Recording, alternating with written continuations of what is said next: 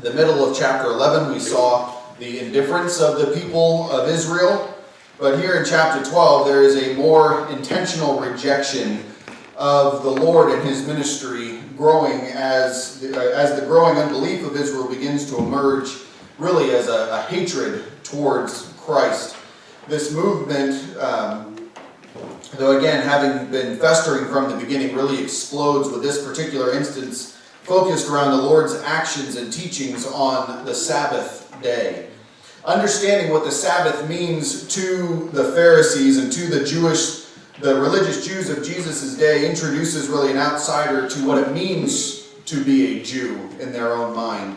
There were three primary things that defined Judaism in the minds of the Pharisees. Three areas of the law that were foundational, and that was circumcision, keeping kosher or keeping the dietary laws, and keeping the Sabbath.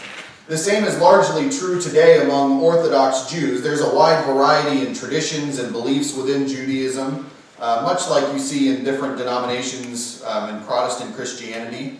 Much of it has to do with cultural background, where they grew up, what area of the world they came out of. But a large part also has to do with the rabbinical schools and traditions that they follow. But what defines them, even today, what makes someone a religious or Orthodox Jew as compared to just being culturally or racially Jewish, is those three areas of the law: circumcision, dietary laws, and keeping the Sabbath. The lengths that the Jewish people would go to in order to keep the Sabbath is almost unbelievable. They were so intent on not working on the Sabbath that during the Maccabean rebellion in the years before Christ, after Malachi and before Christ, when the Jews were fighting against their Greek conquerors, there was an incident in which the Jewish rebels were hiding in caves out in the wilderness. And when the commander of the army sent to destroy them, ordered his men to attack on the Sabbath day, the Jews would not lift their swords to defend themselves. They simply allowed the enemy to kill them without any resistance because they would not profane the Sabbath. A similar scenario happened a couple centuries later when they were fighting against the Romans in the middle of the 1st century BC.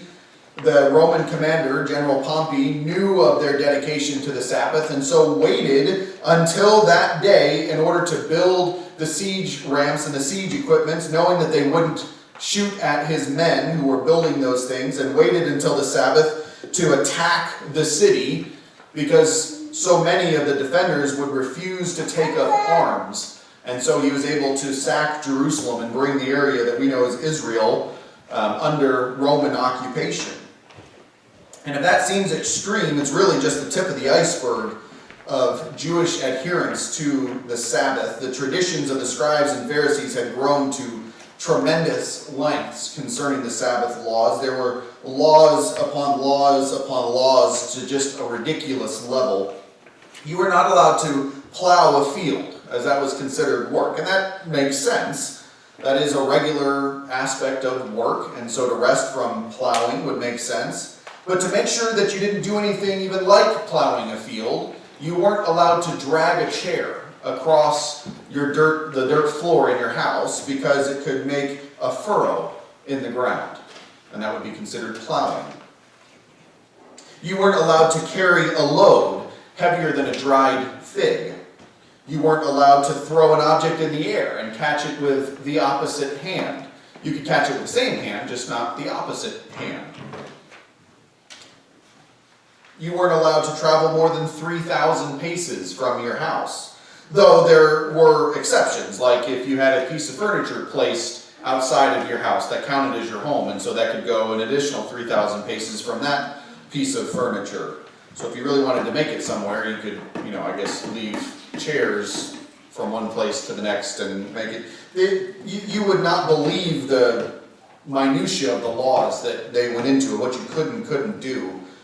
It went so far beyond just not plowing the fields, not reaping the harvest, not threshing or winnowing grain, or even making bread. This morning we're going to look at the Jewish understanding of the Sabbath. and how Jesus interacted with the people of his time. When Jesus began his ministry, we must remember the Old Covenant was still in effect, and its requirements were still binding on the Jews listening to him preach and teach. It's important to understand this interaction in their context and not look at it anachronistically, not take our context, our mindset, and place it on them. It's important as well to think about, as people on this side of the cross, as the people of God on this side of the cross, in the new covenant, we have a different relationship with the Sabbath. And next week, we're going to focus on how a Christian is to understand the concept of the Sabbath, how we apply that to the principles of the Old Covenant law to our lives today, how we understand the Sabbath. And it's an important topic that deserves its own message. But before we can do that, we need to understand the way God meant for the Jewish people to observe the Sabbath and how they had taken it to ridiculous lengths. And to do that, we're going to read our passage for this morning, Matthew chapter 12, verses 1 to 14, and see how Jesus begins to confront them directly on their most sacred traditions for the Pharisees, the traditions concerning the Sabbath. So let's do that now, reading Matthew chapter 12, verses 1 to 14. At the same time, Jesus went through the grain fields on the Sabbath, and his disciples became hungry and began to pick the heads of grain and eat. But when the Pharisees saw this, they said to him, "Look, your disciples do what is not lawful to do on the Sabbath." But he said to them, "Have you not read that David, when he became hungry, he and his companions, how he entered the house of God and they ate the consecrated bread, which was not lawful for him to eat for those with him, but for the priests alone? Or have you not read in the law that on the Sabbath the priests in the temple break the Sabbath and are innocent? But I say to you that there is something greater than the temple here. But if you had known what this means, I desire compassion and not sacrifice, you would not have condemned the innocent, for the Son of Man is Lord of the Sabbath." Departing from there, he went into their synagogue, and a man was there whose hand was withered, and they questioned Jesus, asking, "Is it lawful to heal on the Sabbath?" So that they might accuse him. And he said to them, "What man is there among you who has a sheep, and if it falls into a pit on the Sabbath, will he not take hold of it and lift it out? How much more valuable then is a man than a sheep? So then it is lawful to do good on the Sabbath." Then he said to the man, "Stretch out your hand." He stretched it out, and as he did, it was restored to normal like the other hand. But the Pharisees went out and conspired against him as to how they might destroy him. There is a reason this section comes immediately after the statement in chapter 11, verses 28 to 30 that we looked at last week. Because the Pharisees had placed on the people a burden that they could not carry. Jesus will say to them in chapter 23 that they, the Pharisees, tie up heavy burdens and lay them on men's shoulders, but they themselves are unwilling to move them with so much as a finger. The Sabbath was a day meant for rest, but it became the most wearying and burdensome day of the week for a religious Jew. It was meant to be a day of ceasing from labor in order for one's body to recuperate from the week's labor. And it was a day meant to focus on God through the preaching, the reading of His Word, and the teaching of His Word, and to be a time spent in worship. Instead, it was more tiresome than the 6 days devoted to one's occupation. The Sabbath was anything but a time of rest. And the traditions of the Pharisees imposed on the people were an ungodly, legalistic system that had caused them to be weary and heavy laden. It's exactly what Jesus was referring to at the end of chapter 11. Matthew begins this interaction with the phrase, "at that time," which doesn't necessarily indicate that these events happened immediately after, but it's the idea that they were close in time, they were around the same time. But again, we see a very clear implication being drawn with these two incidences being mentioned back to back. Jesus and his disciples were traveling as part of the Lord's ministry, and they needed to eat. And so they took advantage of the welfare system that God had commanded in the Mosaic law. They were not rich, they had no wealthy benefactor to pay their way, and even if they did, restaurants and inns were not common in that area. So as they grew hungry, they took handfuls of grain from the fields that they were passing. And this was allowed in the Old Testament law as a way of providing for the poor and for travelers. Roads in that region, and it's really kind of hard to call them roads at the time, they were more just paths, often went directly alongside the planted fields. And travelers were allowed to take a handful of grain or of grapes or whatever was being grown. They were not allowed to put any in a bag. They were not allowed to carry any in a basket that they had taken, only enough to feed themselves as they were walking by. They weren't allowed to use any tools to harvest somebody else's field so that this law couldn't be abused. But this was part of the Mosaic law. In Deuteronomy, especially in chapter 23, we read about it, to provide for people, to provide for those in need. So the Pharisees weren't mad that they were taking the grain. They were mad because Jesus and his disciples were doing this on the Sabbath, and they interpreted this as working on the Sabbath. The fourth commandment in Exodus chapter 20 begins in verse 8 with, "Remember the Sabbath day and keep it holy. 6 days you shall labor and do your work, but the seventh day is the Sabbath of the Lord your God. In it you shall not do any work." In chapter 34, it's described a little bit further. You shall work 6 days, but on the seventh day you shall rest. Even during plowing time and harvest, you shall rest. Even in the busiest seasons, when there was where you needed to take that extra time for planting or for the harvest, they were to take a day off. They were to do no work. And I know so many of you know exactly what it's like to have that hanging over your head during plowing and harvest season. But those were the commands. No work on the Sabbath. The Pharisees took, though, the simple command and turned it into ridiculous restrictions. According to rabbinic tradition, if you took grain and you rubbed it together to take off the hard outer layers, that was considered threshing. If you were to then blow away the chaff, that was considered a form of winnowing. And so you're participating in harvesting and therefore breaking the Sabbath. So the Pharisees here think they have Jesus in this gotcha moment.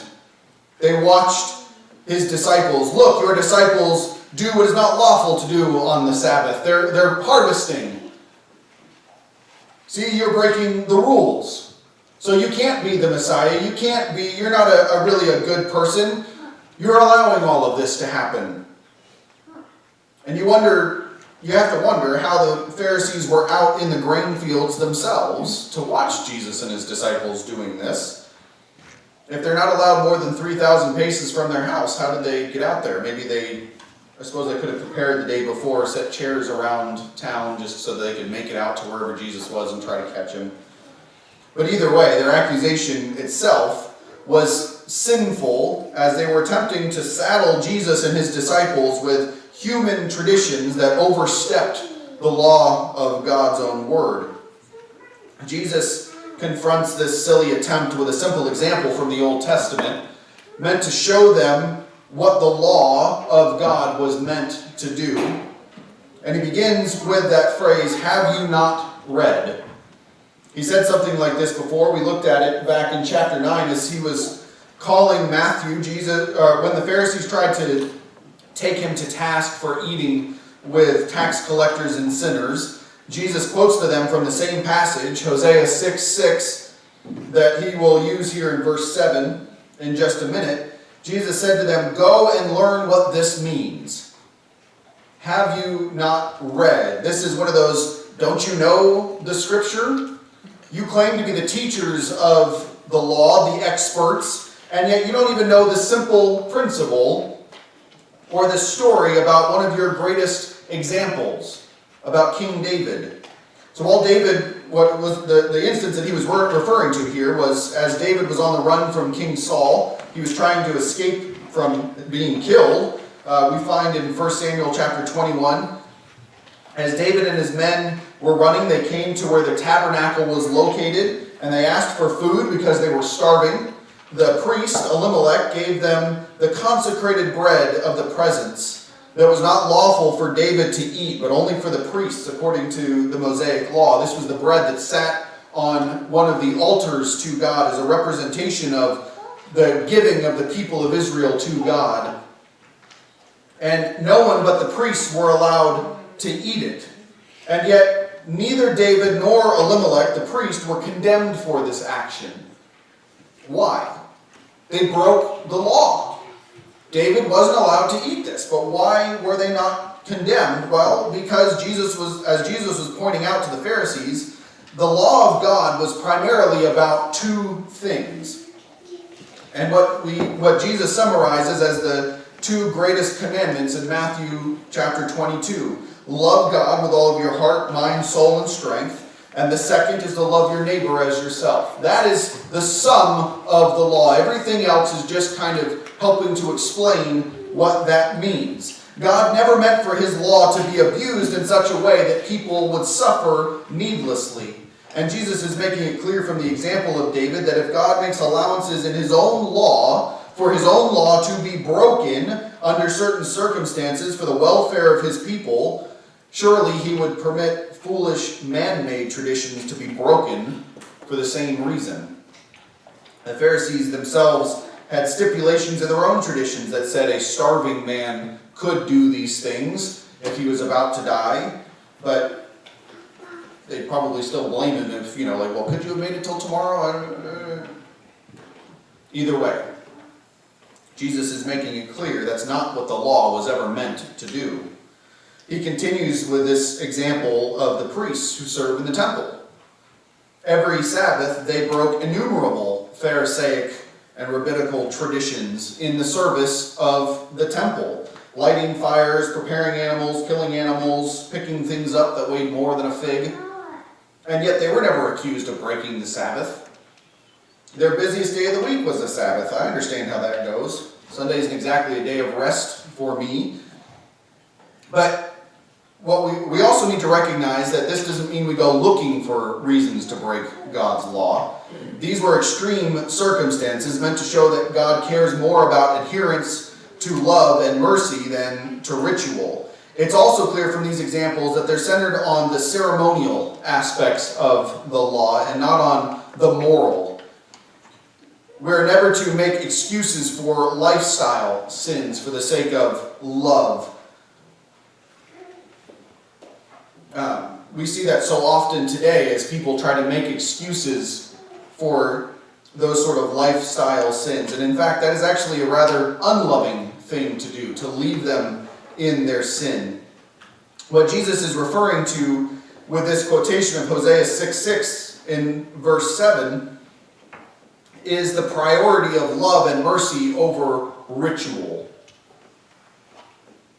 And he again introduces this quotation with a rebuke, but if you had known what this means.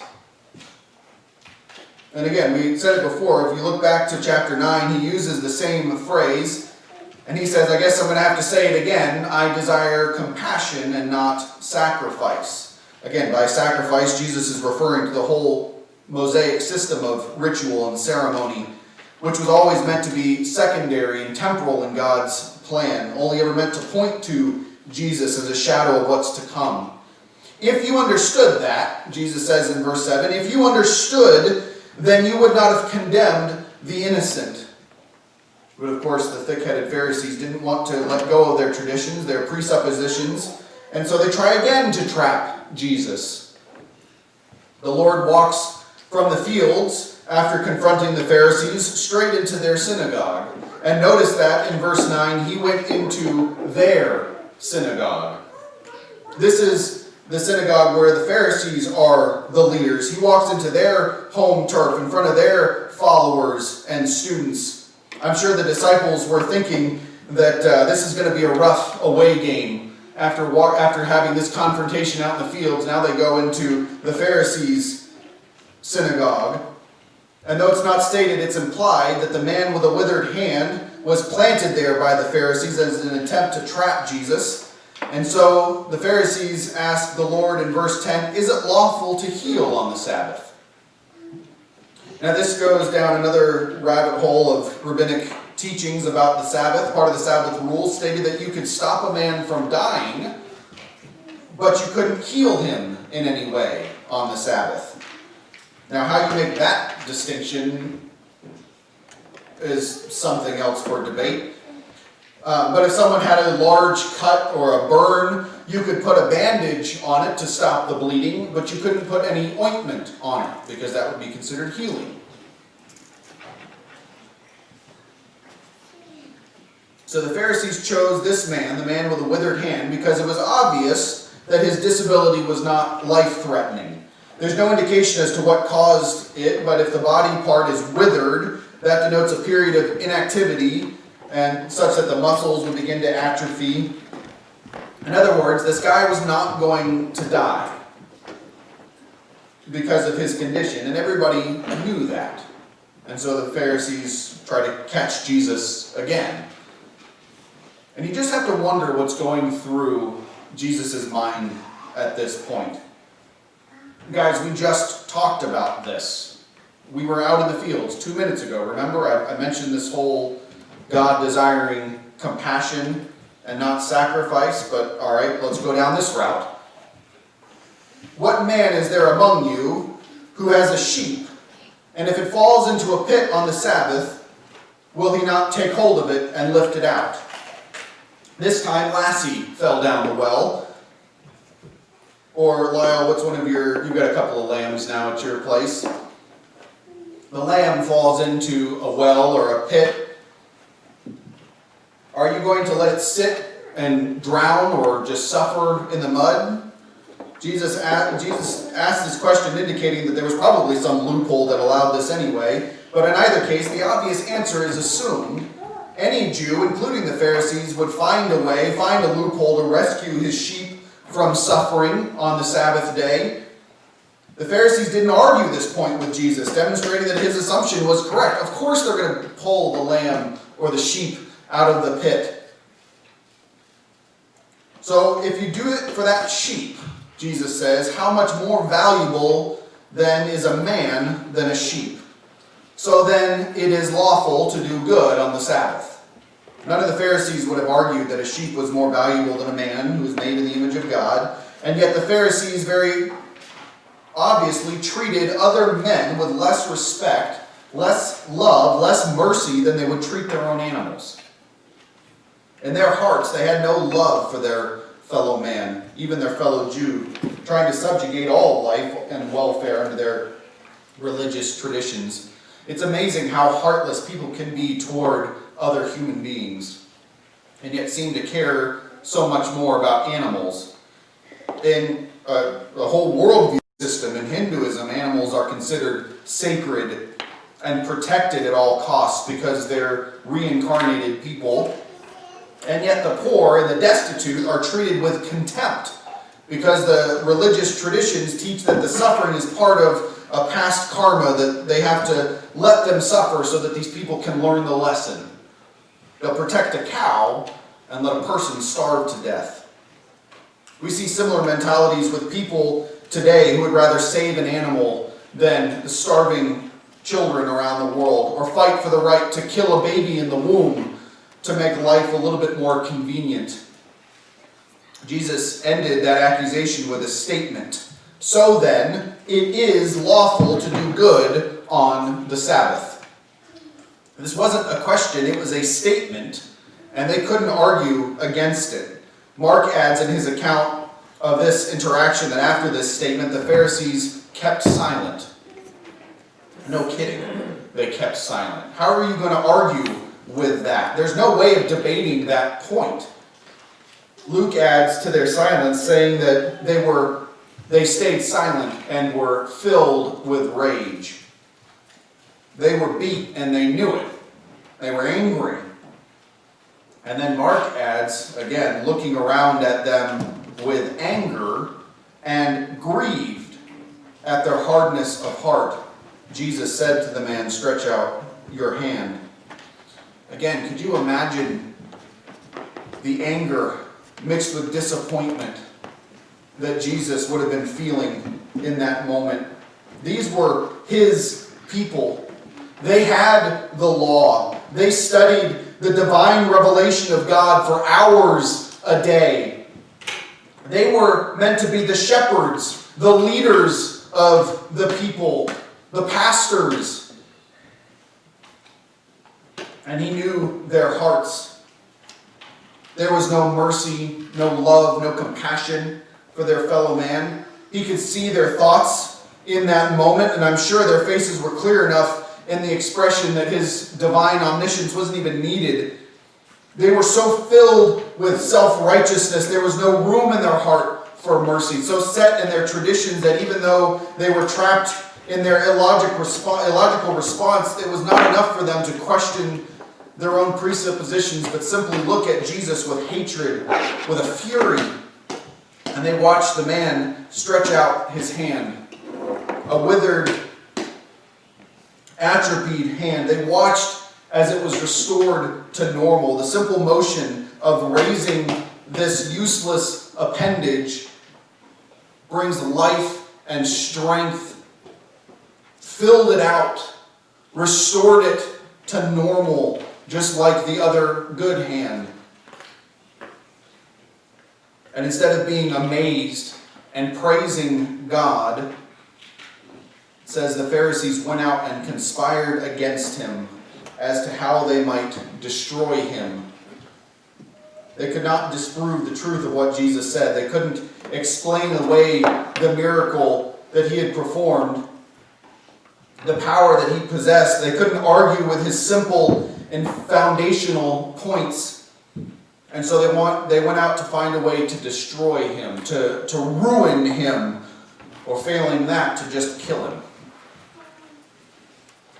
Jesus was challenging everything that the Pharisees stood on as the foundation of their self-righteous pedestal that allowed them to tower over others in their self-made traditions. He demonstrated from simple logic and consistency that their traditions were inconsistent and undefendable. And then he showed them with irrefutable evidence the power of his authority. And all that it did was turn their hearts into harder stone, filled them with more hatred for God. The hearts of men are filled with hatred of God. And in verses 6 to 8, Jesus was making it clear that there was something, that's exactly who they were dealing with. But I say to you, in verse 6, he says, "But I say to you, something greater than the temple is here."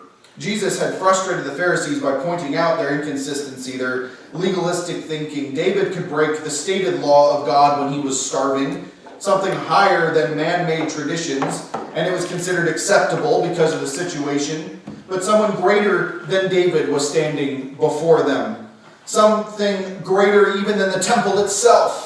And the Pharisees knew that nothing was greater than the temple but God. And to make it even more clear, even though he had made several statements about his deity, as we saw last week, in case there were any doubts about what he meant in verse 6, he says in verse 8, "For the Son of Man is Lord of the Sabbath." Jesus was making it very clear where his authority to challenge their traditions came from. He was greater than the temple, greater than the law. He was greater than the Sabbath. He is God, the Son of Man, the divine Messiah, the one to whom all of the law and the rituals of the temple pointed to. Because the Lord of the Sabbath had come, the shadow was no longer required. Jesus had already said, as we saw back in chapter 5 on the Sermon on the Mount, that he had come to fulfill the law. In Hebrews, especially in chapter 8, we see that all of the Mosaic law, all of the Old Covenant was merely a shadow of heavenly things. And Jesus stands before them as that perfect divine picture. He is the Lord of the Sabbath. The Sabbath day, as we read about in Exodus 31, was designed to be a sign between God and the people of Israel. A sign of the Old Covenant and a picture of the perfect and eternal rest that they looked forward to.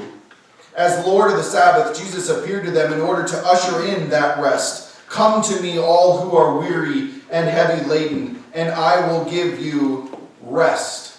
I will be your Sabbath. Take my yoke upon you and learn from me, for I am gentle and humble in heart, and you will find rest for your souls. The Pharisees didn't want the rest he was offering. They wanted their own system. They wanted their own traditions. They wanted their own self-righteousness. They wanted nothing to do with God. There are so many people today, so many people caught up in the social justice movement who are looking to fill their own systems of self-righteousness. Whatever they have to do, repeat some phrase, hold up a sign, bow down before a person of color and ask for forgiveness, virtue signal, whatever it is. They're looking to their own system to relieve the guilt of their sin, creating laws upon laws, rules upon rules. There's no relief from that guilt, no end in sight, no freedom, no rest. But the same is true of so many people who spend Sunday mornings in church every week. They have their traditions, their taboos, their rules that they stand by. They're doing everything they can to earn the forgiveness of God, to work off their sin, to pay off their guilt, to earn an extra bit of grace that they need. They're caught up in their own system of religion that tries to save them through their own works. And it's a burden that is impossible to bear. If you're in that place, if you're working to relieve your guilt, if you're tired of toiling and striving under a system that can never save you, then look to the Lord of the Sabbath, who wants to give you rest. Let go of this self-made system that buries the heart of God under a pile of legalism. For believers, for Christians, the question then is, why are you here this morning? Why do you come to worship? We're going to spend time next week looking at what Sunday is for a Christian. What is it meant to be about? The Christian and the Sabbath. But for now, are you here because you think it's your duty?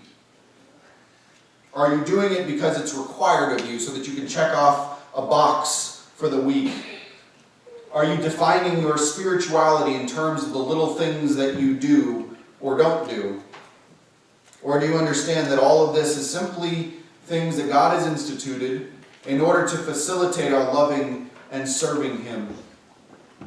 Are you here this morning to express the joy of the freedom and the relief that you have found in the forgiveness and love of God? Let's pray. Gracious Heavenly Father, we thank you for the freedom, the rest that we have from our guilt, from our sin.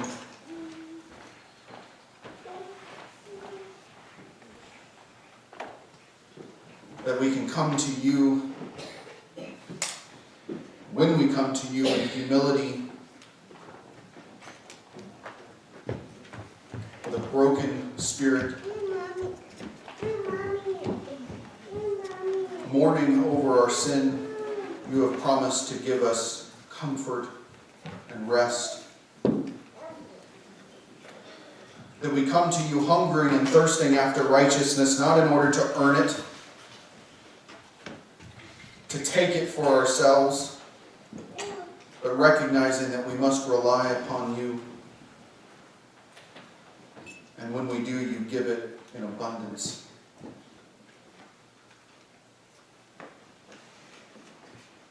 Help us to search out any of the ways in which we have turned our worship of you into a system to alleviate our guilt, to make it easier on ourselves.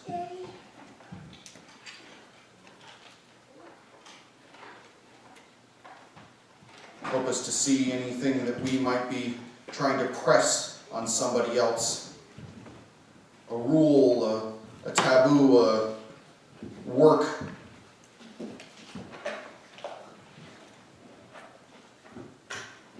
Something that we press on other people's to lift ourselves up just a little bit more. Humble us, Father. And in so give us rest in the completed work of Christ. And if there's anyone here who is continuing to struggle in their sin, give them no rest or peace until they come to a saving faith in Christ. And it's in His name that we pray. Amen.